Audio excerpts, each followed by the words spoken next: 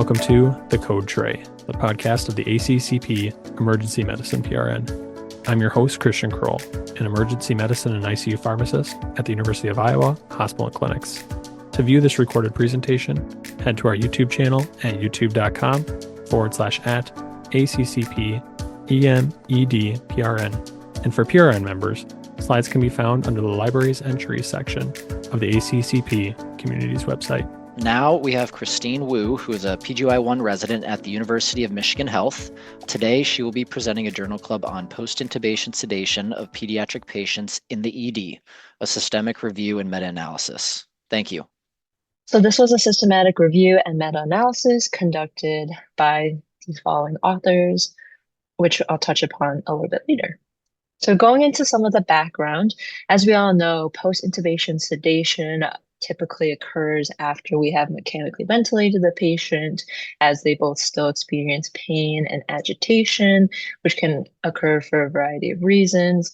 And so SCCM does recommend using like an assessment-driven, protocol-based, and stepwise approach for pain and sedation management after mechanical ventilation.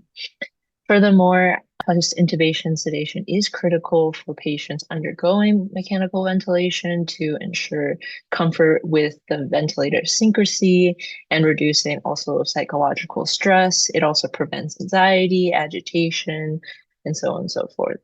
However, the appropriate selection, initiation, and titration of post-intubation sedation in the ED has a significant impact on key downstream patient-centered outcomes, including delirium, coma, length of mechanical ventilation, and incidence of awareness under paralysis. So most of the existing work in the ED for post-intubation sedation has been performed in adult patients, and the guidelines on sedation and analgesia are typically for NICU or PICU settings, but there's no society recommendations or guidelines addressing pediatric post-intubation sedations in the ED. And nearly all intubations in adult and pediatric EDs are performed using rapid sequence intubation, which we all know is a sequential approach to prepare, sedate, and paralyze prior to intubation, which again, a sedative and also a neuromuscular blocking agent specifically are given nearly simultaneously. So going into some of the previous trials that have been done, children are about half as likely as adults to receive post-intubation sedation in the ED, as there are limited prior studies. Data from the National Emergency Airway Registry indicate that the use of longer-acting neuromuscular blocking agents is associated with lower odds of receiving post-intubation sedation compared to the short-acting ones. And then pediatric patients undergoing rapid sequence intubation often receive long-acting neuromuscular blocking agents just due to the concerns about harm associated with succinylcholine in patients with undiagnosed neuromuscular disorders, which may place also pediatric patients at increased risk of paralysis without adequate sedation. And then there are limited published data, as we've said previously, regarding current post-intubation sedation practices in the pediatric patient intubated in the ED. And so despite the fact that we extrapolate from the ICU and also adult ED literature, some of that also suggests that pediatric patients are likely at risk for significant clinical harms associated with inadequate post-intubation sedation. So going over our study overview of our meta-analysis and systematic review, they want to systemically describe and identify the current knowledge gap regarding pediatric ED post-intubation sedation to better characterize these practices and also support research and quality improvement. So this was done using the following databases of MBase, Ovid, Medline, Scopus, Central, the Cochrane database of systematic reviews, and also the clinicaltrials.gov. And they did a systematic review and analysis again of this global medical literature regarding the use of post-intubation sedation in this pediatric ED patient population. So they included studies that described post-intubation sedation in patients that were less than 18 years old, intubated in the ED via RSI. And they included randomized and non-randomized studies, and included also subpopulation if it was a larger study. So for example, if it had a study with both children and adults, they would include it, but only look at the pediatric patient data. And also, they only looked at studies published in English. For exclusion criteria, they included studies reporting intubation and post-intubation care outside of the ED. So for example, in the pre-hospital, operating room, or ICU setting, as they wanted to just keep it in that study in this particular population.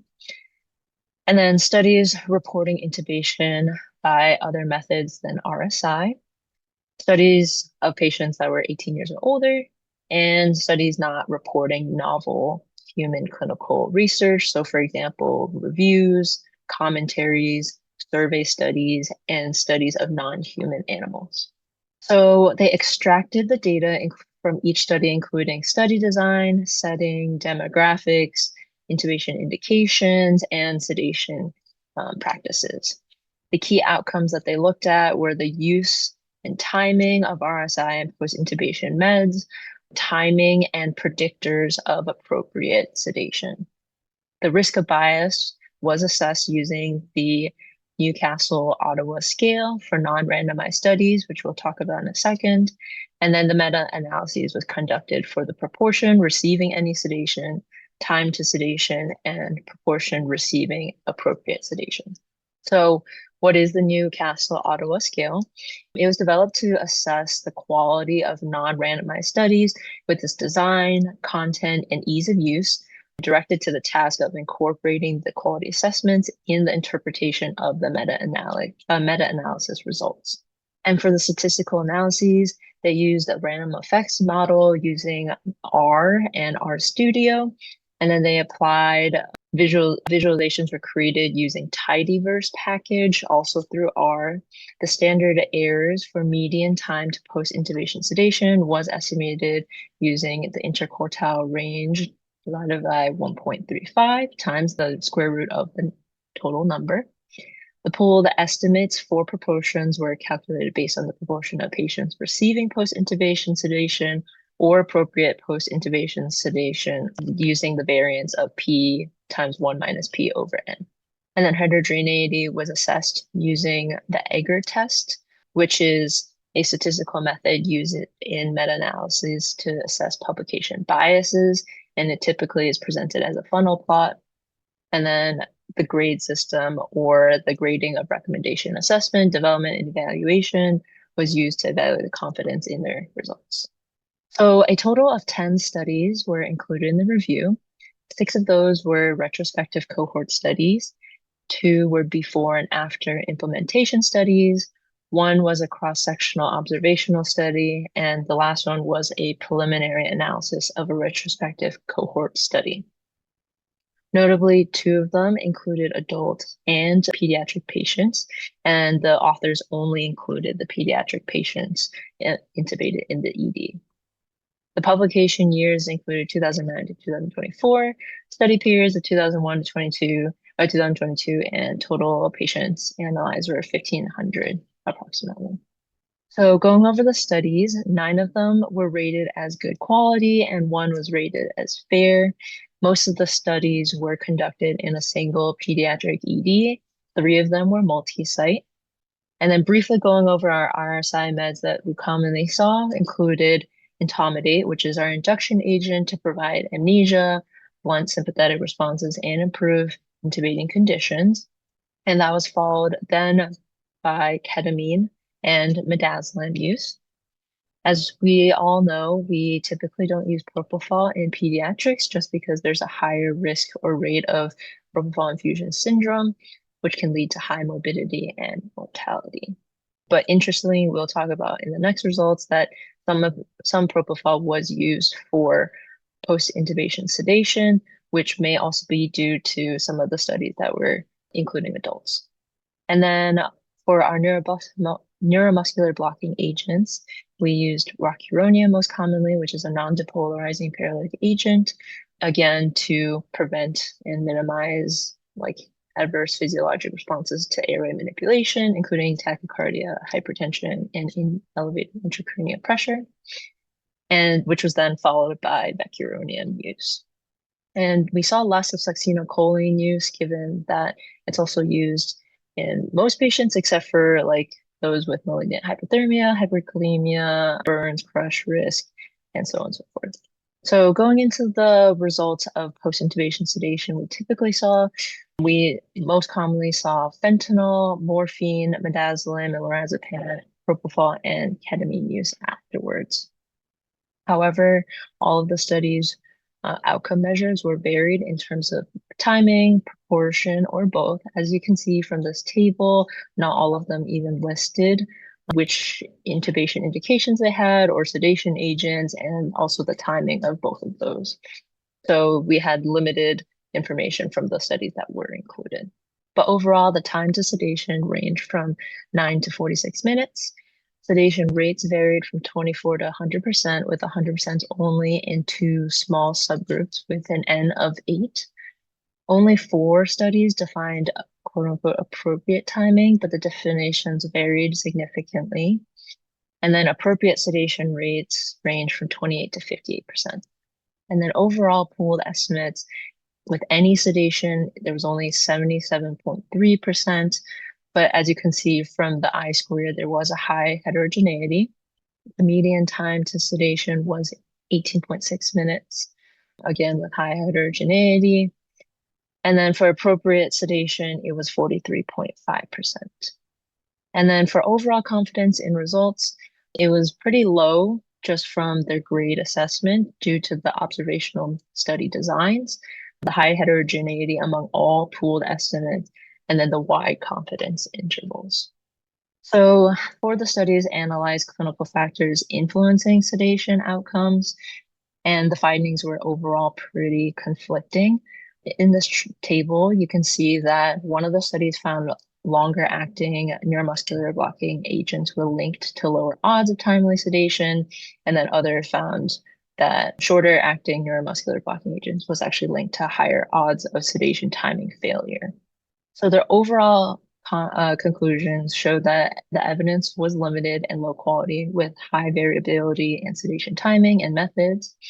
Given that around 50% of pediatric patients receive post-intubation sedation, though quality efforts have been increased, no studies actually reported critical outcomes like awareness under paralysis or psychological distress. There are also inconsistent definitions of appropriate sedation timing, variation in drug duration of action, and then long-acting neuromuscular blocking agents were used in 67% of the cases, which may highlight the need for proactive sedation to avoid awareness under paralysis. But overall, future research should focus on standardized studies to improve sedation practices in the pediatric ED. So overall generalizability and some limitations. There were no randomized controlled studies. Most of the evidence was observational. For the quality assessment itself, some of the components within it overlooks challenges like small sample sizes, non-generalizable settings, and outcome definition variability. And then there is heterogeneity in the practice sites, including the time periods, inclusion criteria, and sedation agents limit the generalizability.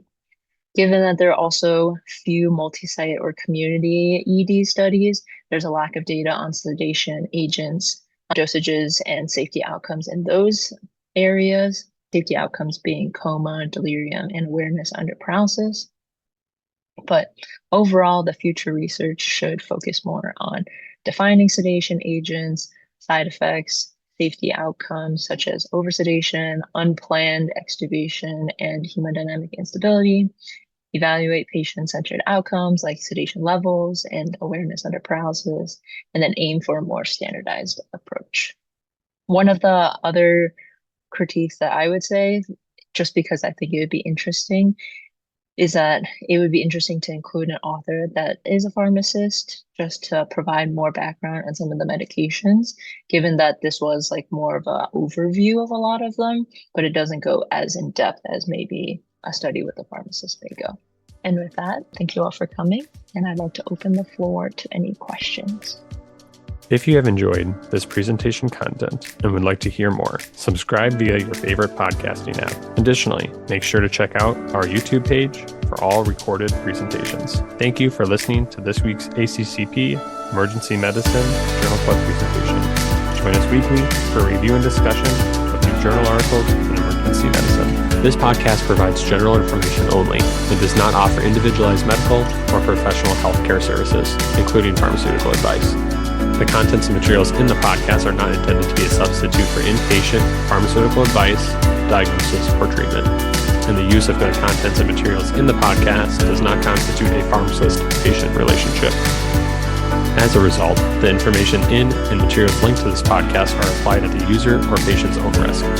Users or patients should consult their physician or personal healthcare professional. The user or patient should not ignore or delay seeking care because of something they heard on this podcast. In case of an emergency, the user or patient should contact their physician, call 911, or go to the nearest medical emergency facility. The views and statements expressed on this podcast are those of the host and guest and should not be interpreted to reflect the official position or policy of ACCP or the Emergency Medicine PRN.